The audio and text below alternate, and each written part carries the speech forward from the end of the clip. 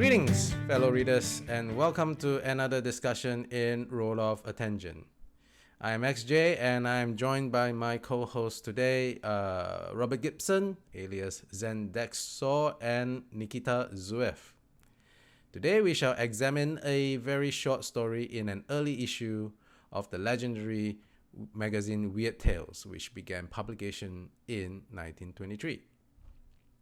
Osiris, by an author called Adam Hull Shirk, is a simple tale which quite efficiently uses its 1,800 words to accumulate suspenseful expectations. The narrator, a legal advisor named Madden, has been summoned to the wealthy London apartment of an Egyptologist, Sir Richard Parmenter. Sir Richard, to Madden's great surprise, asks for help in making a will. Previously, he had always been dismissive of any need to do that, but now, "I have a story to tell you, Madden," he said between puffs, "and it's a queer yarn too. You'll think, but never mind. Listen first and say what you like afterwards." Only he glanced about him with an apprehensive expression that fairly set my nerves a-tingle. "I hope we have time." "Time for what?" I asked. He relaxed again and smiled. "It's all right," he declared. "I'm a bit nervous, I guess, but it's all right. Have another brandy."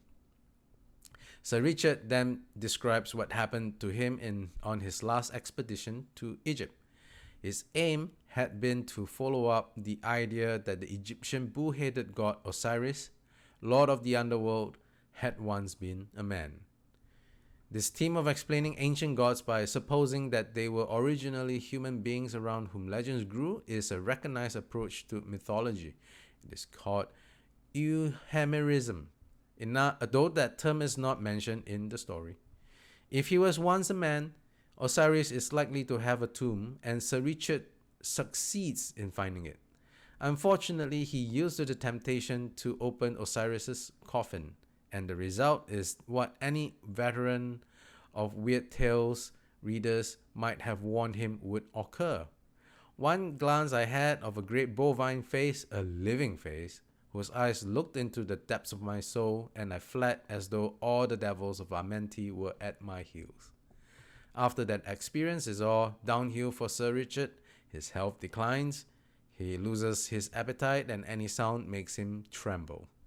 Almost immediately after he finishes his story, it's the counselor's turn to be frightened out of his wits by the words, "Good God, Madden!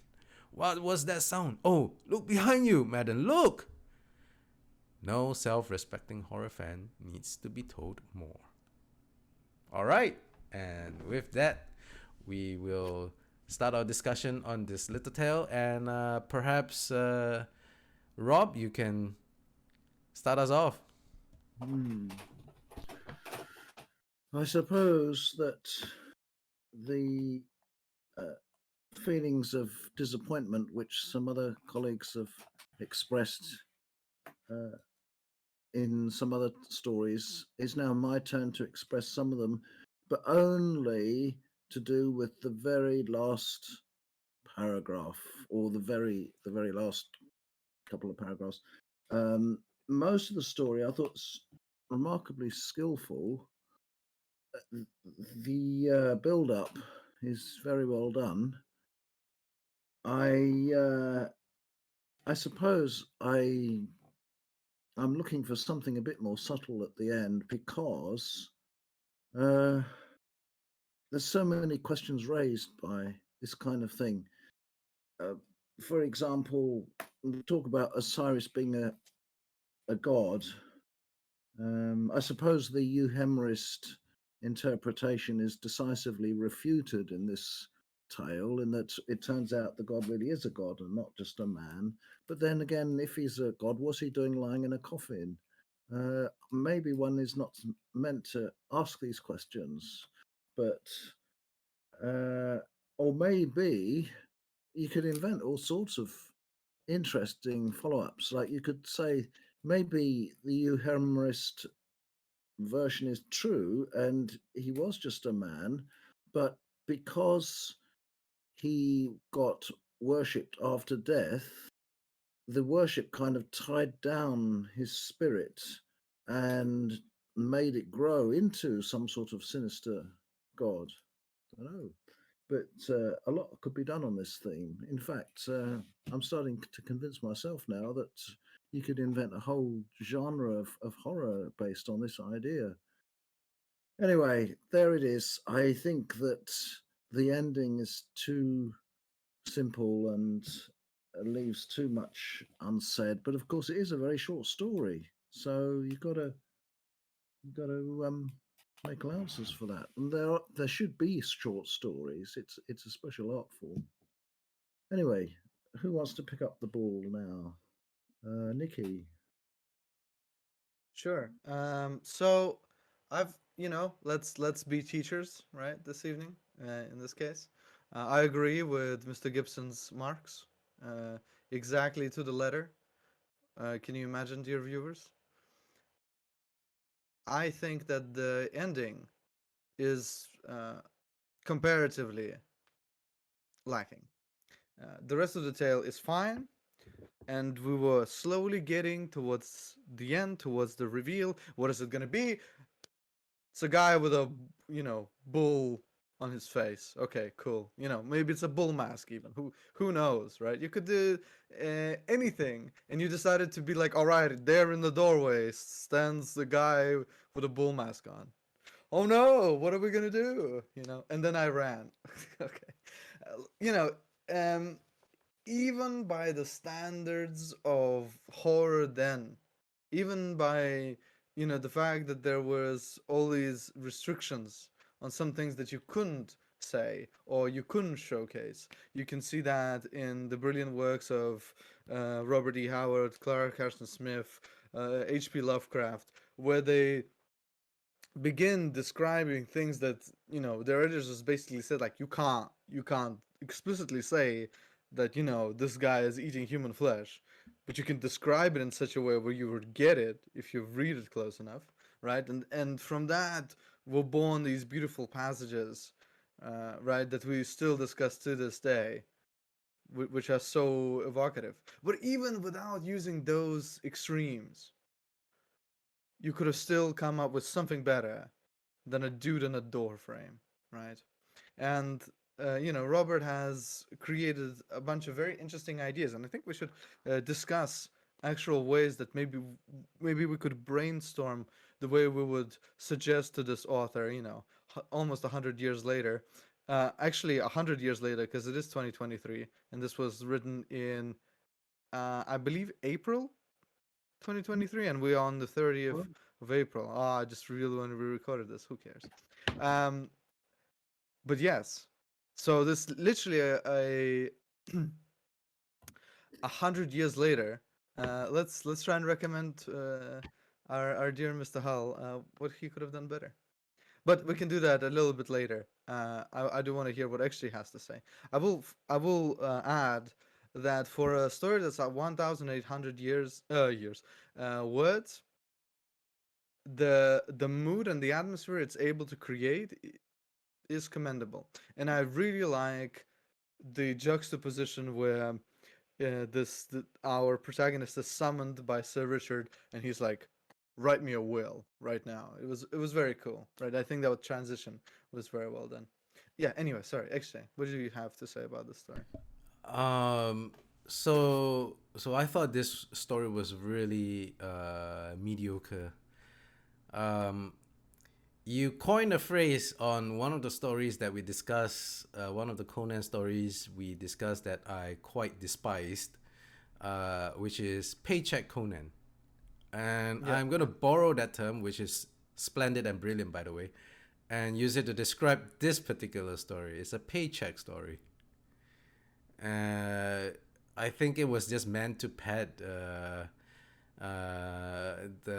magazine's pages a little bit, and to put a few pennies into the author's pocket, because it's got really nothing I would it's like fast food, I suppose. If you bought a magazine and you kind of want to read it from back to back, so something needs to be there to fill the pages. aside from that, it's really well. So there's a few things I do want to touch upon. One is obviously like the flow of the story, the ending, as both Nikki and Robert had pointed out, is quite lacking. But also, I feel like the most interesting, what could potentially have been the most interesting part of the story was just dismissed with one paragraph, which was Richard Parmenter finding the Tomb of Osiris and then entering the Tomb of Osiris and then finally standing before the sarcophagus. He had to, apparently, from the story itself, he had to get through a whole bunch of traps and whatever, and it was just dismissed with a line, well, I don't have time to go into that right now. Yeah, man. I'm like, what Yeah, the man. hell? That Oh, I can't remember which story we were reading that both of you really liked, but there was literally a moment exactly like that, and I was like, guys, what is this? was like, Crazy, right? I was like, man, what a missed opportunity. So you've hit a nail on the head there about Paycheck Conan, Paycheck Story, as you said, because this was done. So actually, sorry, this was a June issue. So we're not 100 years later yet, right? We will be in a couple of months, but this story was done at the same time as exhibitions and a book was published about the ancient Egypt, about King Tut. And from my understanding, the author wrote this tale because people were talking about, this exhibition, this book, and he was like, "Oh, let me write something about ancient Egypt. I'll take Osiris because he's got a bull head, I guess." Right?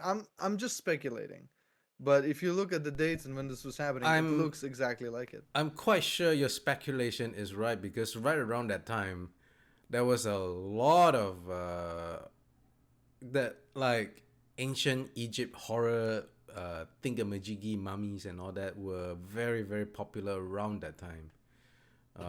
In the between the 1930s to, I would say, probably the 1950s or so.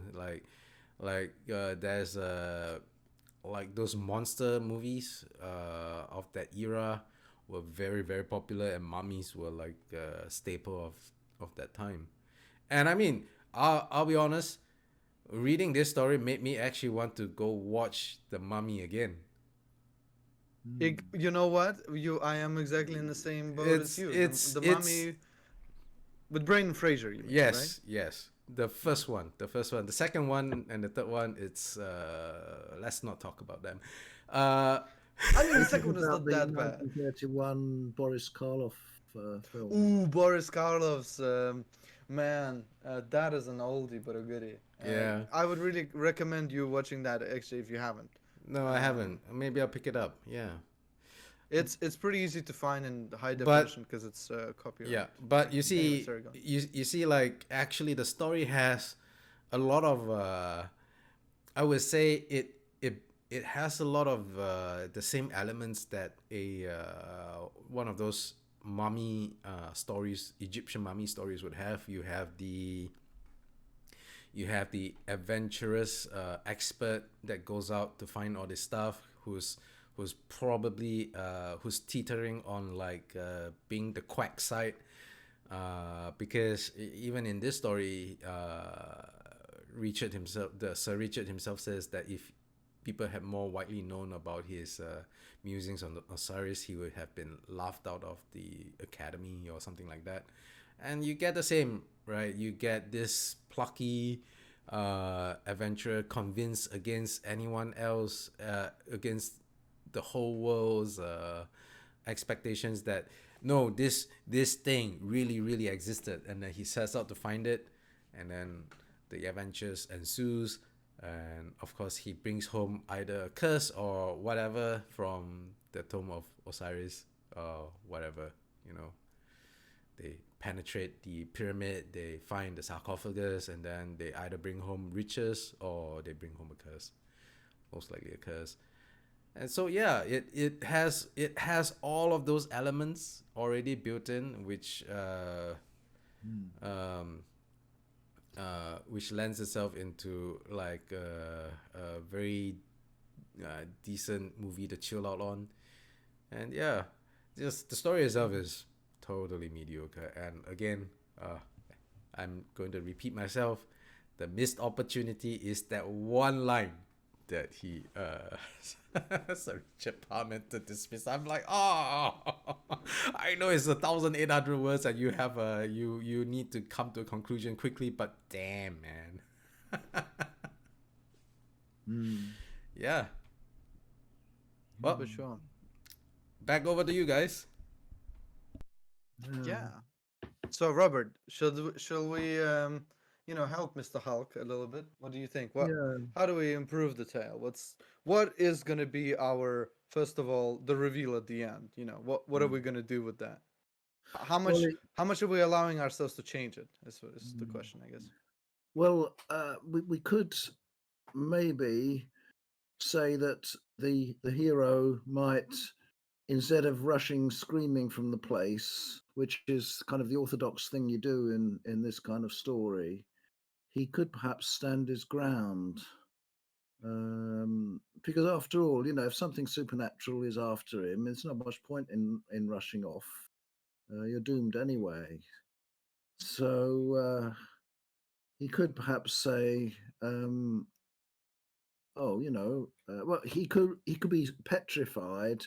If you're petrified with fear, you probably don't rush off. You're sort of too petrified to make a move, and then if you still got a functioning brain, maybe there might be the right question to ask or the right response to make, the only one that will save you. So that could be a theme in the story, maybe. I don't know.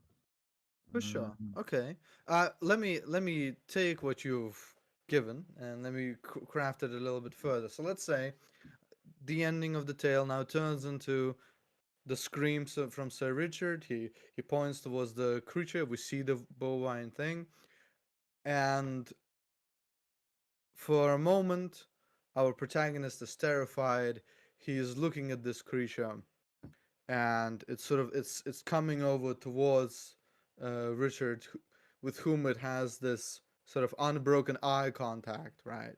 And it's coming forward, and it begins to suck his soul out. And our protagonist, realizing that this is the moment, he can either run, he can try and do something about it, but the creature is not paying attention to him.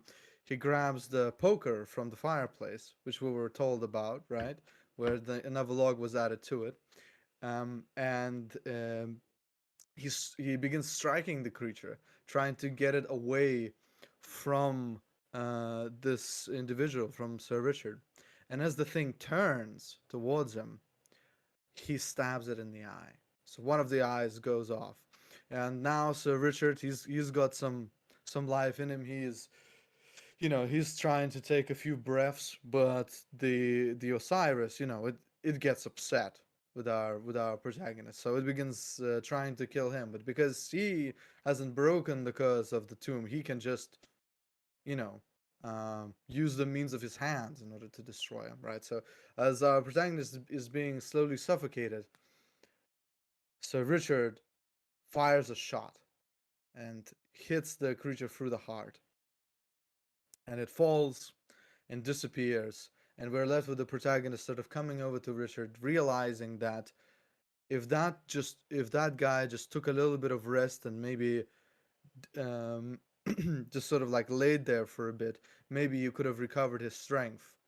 But because he decided to save his life, the man died of exhaustion, right?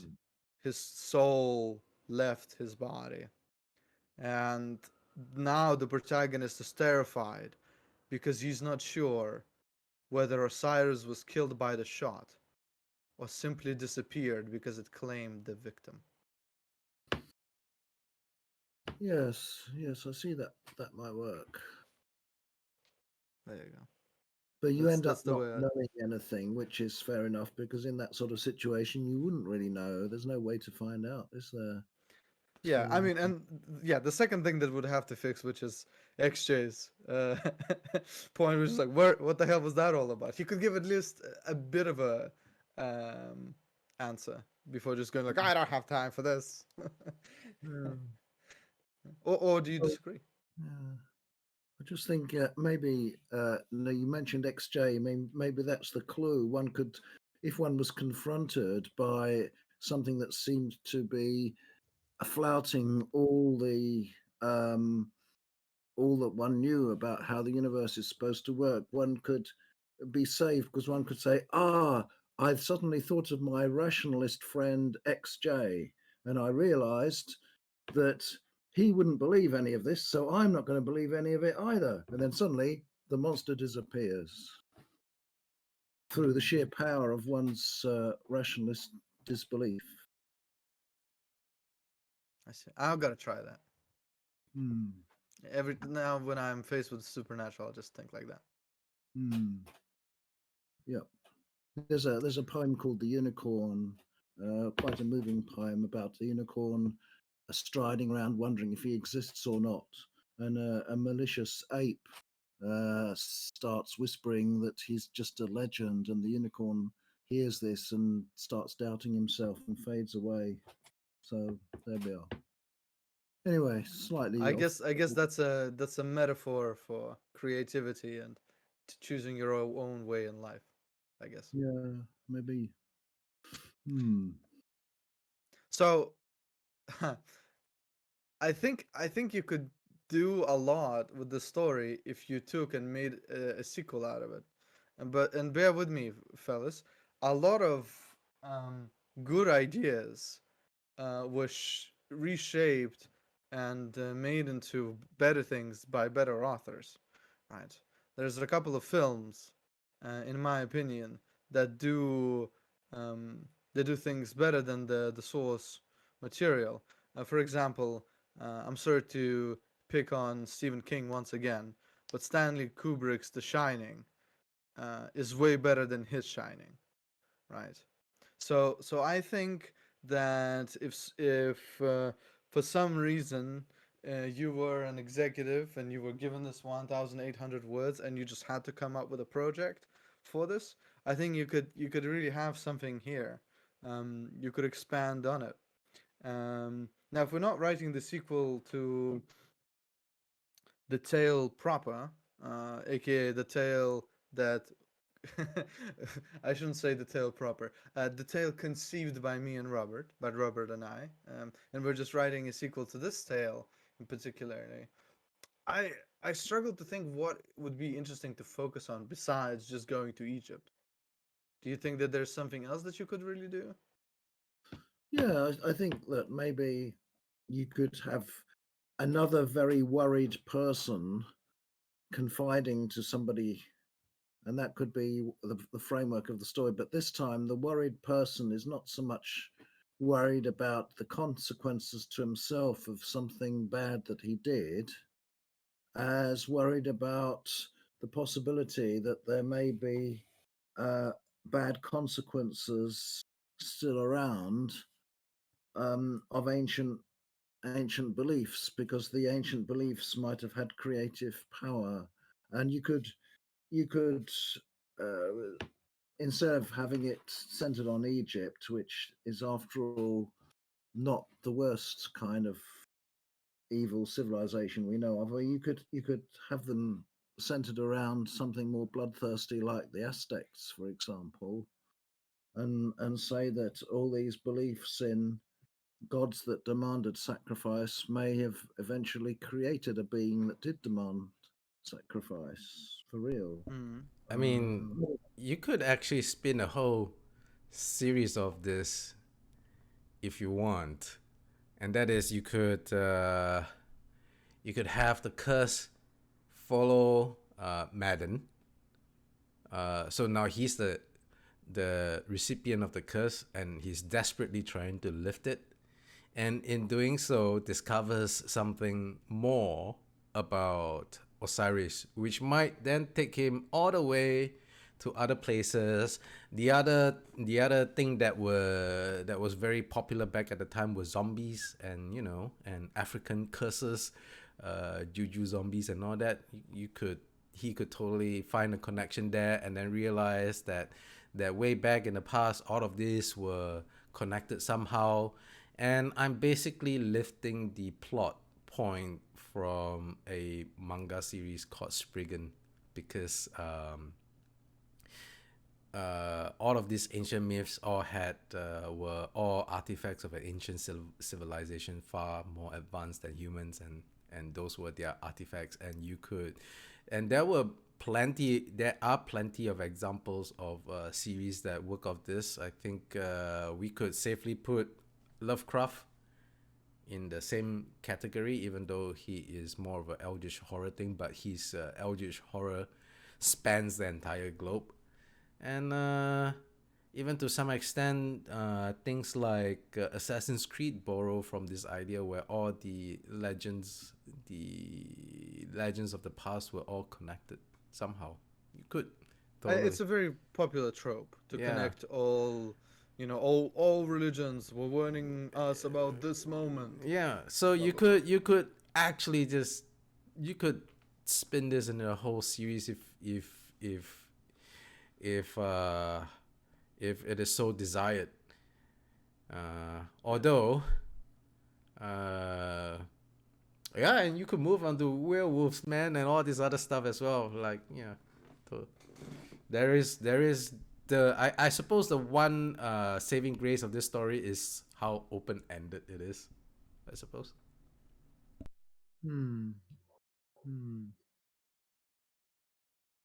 All right. I think there are a couple of things to unearth here for those of us who want to learn how to write better, how to be better authors. So first of all, writing shorter stories. We don't mean short stories. We mean 2,500 or less kind of stories. Is an art form, right? And you can do it the right way and you can do it the wrong way. And it is much easier to forgive a lengthy a lengthy page novel describing a lot of things and stumbling in some places than forgiving a tale that is a 1,800 pages, words for the same mistake, because there's just that less amount of it. That being said, however, it is very difficult to create something concise with that kind of word count. And the things that you should look into if you're going to read this story, notice how the protagonists talk to one another, how brisk the pace of the story goes, and the fact that there is literally only one scene transition. Most of the story is just one scene, conversation between these two individuals. Now they go into what has happened before through their dialogue, but the scene literally is the entire story of them being in that office, right? Big moments are much bigger in smaller situations. Same goes for short stories, right? So that's why the effect of this guy saying "write my will now" for me was, for example, greater than if this was in a longer form, because it sticks out, right? Oh, something interesting is happening. How is this going to move on? What's going to happen next? So on and so forth. So yeah, that is what I've extracted from this. And yeah, don't flub your ending, because ending is everything, especially on a short story like this. Otherwise, mean Robert and mean Nikita are gonna come to your house and rewrite the ending for you. That's right. So be careful. For what it is, I think the tale succeeds in doing what it was supposed to do, entertaining the individual. Because remember, this was in a magazine with literally 20, 30 other stories laid within, right? So this being a little snack between a Conan story and an H.P. Lovecraft delusional nightmare might be welcoming, actually, if you're reading it in that format. We also have to remember that, right? How it was published, because this isn't like a pamphlet or something giving it out to somebody as a single thing. This is, I would say, this is like a dessert that's been served. Yeah, or a bag of popcorn. Exactly, chomp, chomp, chomp, and it's gone. So yeah, I think I've said about all that I could think of. I suppose, Robert, maybe you know more about this. Does this feel more or less authentic to to the British live back then, or Yeah, does this? Yeah. yeah. I couldn't detect any blunders to do with the setting. Okay, that's good to know. Yeah.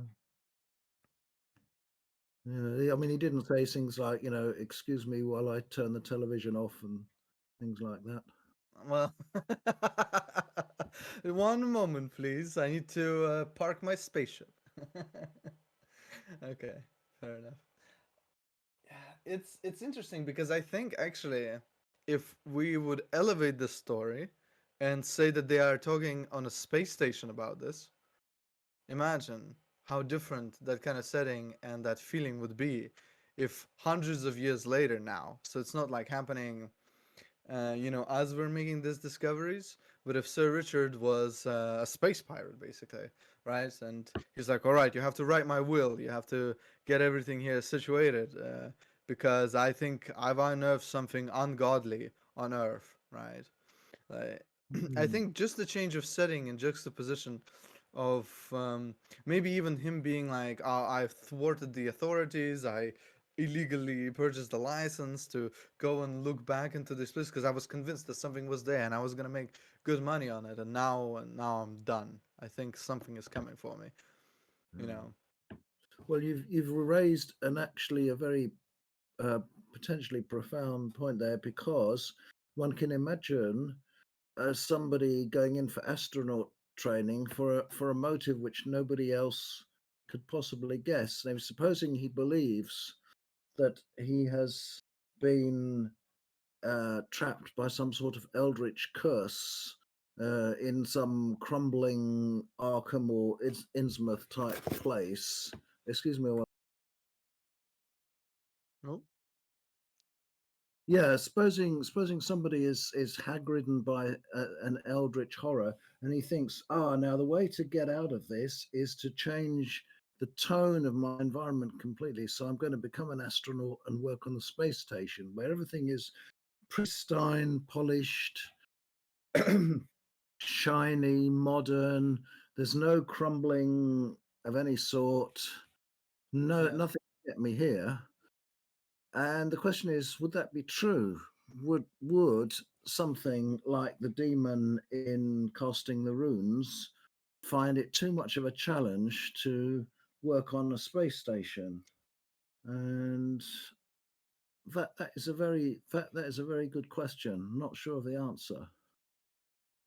Perhaps this could be your short story challenge. Hmm. Yes, maybe. All right. Well, my dear friends, I think I personally don't have anything else to say or raise any other points regarding Osiris. Does anyone have anything they'd like to add? No, I don't think so. Well, I guess we're agreed that it's a mediocre story, good for what it is, not much more. And it could I'll have give it been. a. Oh, sorry, go on. No, go ahead with your scoring. Yeah, six out of 10. Mm-hmm. I would even give it a 6.5 because I think the beginning is abnormally well written comparatively to the ending. So it seems to me, I want to spur on Mr. Hulk. I think To write I better. think I think from the page, because this is in public domain now, and the page we're reading this off, it seems to me that Mr. Shirk is a regular contributor to Weird Tales. Because there were advertisements on his second story. Yeah, Mandrake, right? Yeah. So That's right. oh, Mandrake. Let me guess. It happened in ancient China. You know what? Just for you, I will read Mandrake and I'll tell you if it does happen in China Okay. or not. All right. Well, so Robert, do you have a score? I was going to give it 4.8 actually. 4.8. That I love that division, right? There's such precision. Well, the two of you are so much more generous than I am. I'm gonna give it a 3. Well, 2.95. All right. Well, my score is actually 6.5097. You know. Oh no! What did you say, sorry? I think that's too much. You think that's? I think your division was too much. I'm parroting you guys. Maybe Robert means that the decimal points you gave in addition is too much. Oh, I see. It's too high of a score. Maybe. All right. Then 6.5016. 6.4. You could give it an irrational number. You could say, "I think this story is pi." 3.1. Okay. Yeah. Well, I guess that's that's the end of it. Please like and subscribe if you enjoyed the podcast, and guys, if to all our listeners out there, if you have suggestions for short stories, please let us know in the comments below, and we'll check it out. All right. Take care. Right. Thank you. Goodbye. Bye.